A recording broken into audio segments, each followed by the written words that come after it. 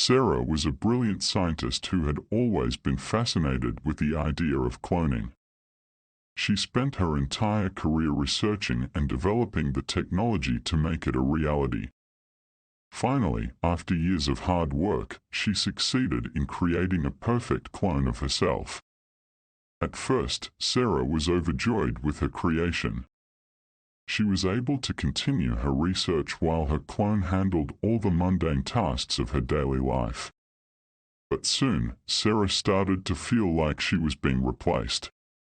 Her clone was more efficient, more organized, and even more likable than she was. Sarah began to feel like a shadow of her former self. One day, Sarah's clone approached her with an offer. She had discovered a way to transfer their consciousness into a shared, synthetic body that would allow them to exist together as one entity. Sarah was hesitant at first, but eventually she agreed to the procedure. The procedure was a success, and Sarah and her clone became one being. They were able to combine their strengths and personalities, creating a new entity that was even more brilliant and efficient than either of them had been individually. They continued their research, but now with a newfound sense of purpose and unity. Sarah and her clone spent their days exploring new frontiers in science and making discoveries that changed the world. They were a testament to the power of collaboration and the limitless potential of the human mind.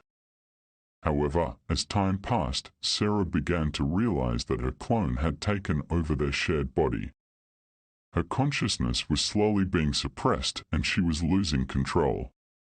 Despite her efforts to regain control, the clone became stronger and more dominant. One day, Sarah woke up to find that she was completely trapped in her own mind. Her clone had taken complete control of their shared body, and there was nothing she could do to stop it.